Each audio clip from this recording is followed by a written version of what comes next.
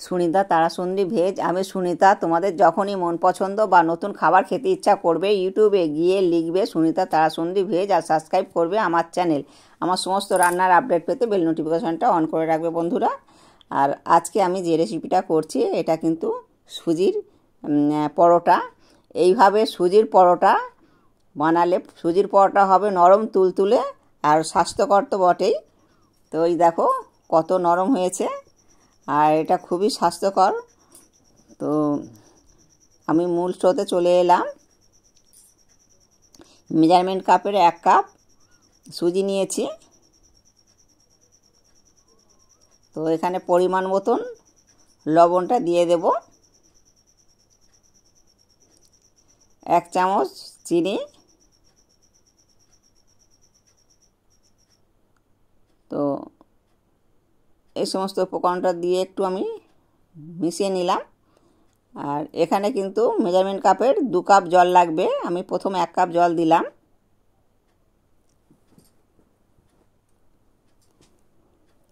আরও 1 কাপ জল আমি দিয়ে দেব।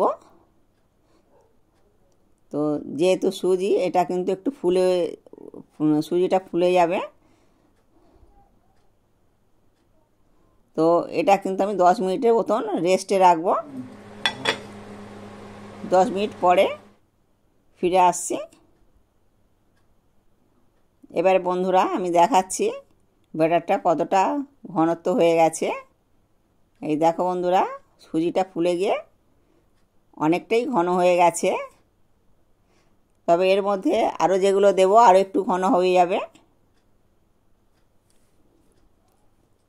তো আমি ছোট ছোট করে কড়াই কুচিয়ে রেখেছি। তো বিনস দিলে আরও ভালো হয়, এটা কিন্তু বিনস না। তো গাজর দিলাম এই বাটিরই মাপের 1 বাটি গাজর, 1 বাটি কড়াই আর 1 বাটি টমেটো কুচিয়ে দিয়ে দিলাম।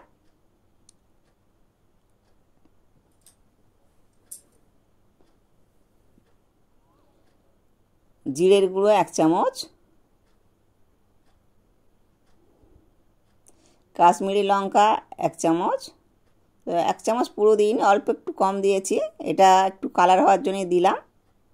তো এর মধ্যে কাঁচা লঙ্কা দেব, এটা দিলে একটু কালারটা হবে। আর ধনের গুঁড়ো 1 চামচ দিয়ে দিলাম। তো এই সমস্ত উপকরণগুলো দিয়ে একটু ভালো করে মাখিয়ে নেব।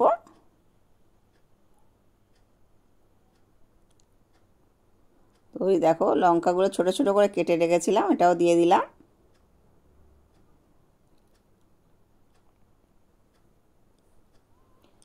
এই সমস্তগুলো দেওয়ার কারণে ঘনত্বটা আর একটুই বেড়ে গেল। আর অল্প একটু ধনে পাতা দিয়ে দিলাম।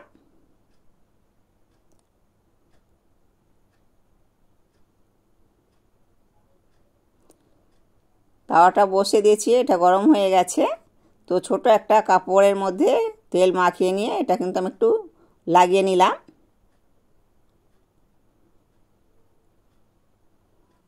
তো এর মধ্যে আমি 2 হাতা ব্যাটারটা দিয়ে দিলাম।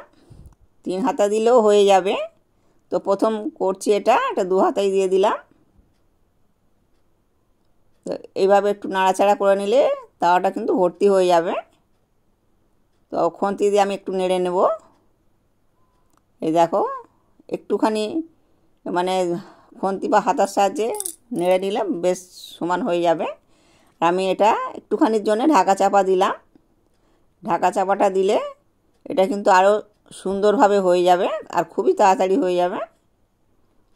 উপর দিয়ে একটু তেল দিয়ে দিলাম। তো এখানে আমি সাদা তেল দিয়ে করছি।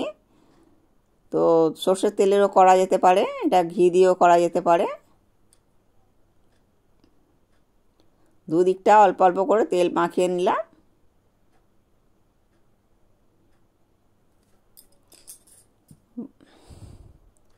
এইভাবে সবগুলোই করে নেব।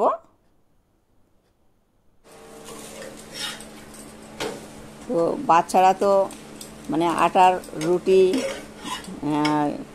বা ময়দার রুটি এগুলো খেতে চায় না। তো ওদেরকে যদি এইরকম সুজির পরোটা করা যায়, করে দেওয়া যায়, ওরা কিন্তু খুবই খুশি মনে খেয়ে নেবে। তো এটা খেতেও খুবই টেস্টি হয় আর স্বাস্থ্যকর তো বটেই। ফের একইভাবে তাওয়াটাকে তেল দিয়ে মাখিয়ে নিলাম। তবে বেশি তেল দিলে হবে না, অল্প একটুখানি কাপড়ে দিয়ে খালি শুধু ঘষে নিতে হবে। এখানে আমি 3 হাতা দিয়ে দিলাম। তো একটু বড় হলে বেশ দেখতে ভালো লাগবে।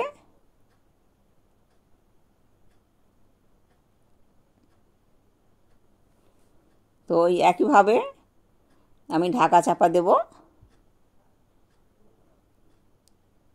আর দেখো, ঢাকা চাপা দেওয়ার কারণে কিন্তু এটা খুবই তাড়াতাড়ি হয়ে যায়।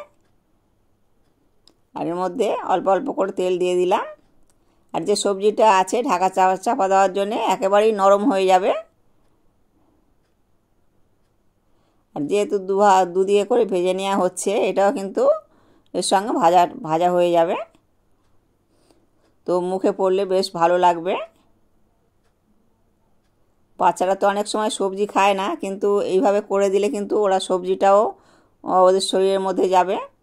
আর সুজি যেহেতু এটা খেতেও খুবই টেস্টি হয়। তোমরা বন্ধুরা একবার হলেও করে খেয়ে দেখবে, ভীষণ খেতে ভালো লাগে।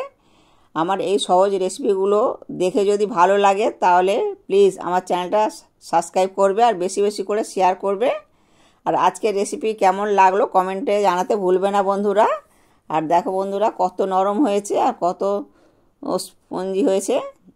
ভিডিওটা এখানেই শেষ করছি। ভালো থাকবে বন্ধুরা।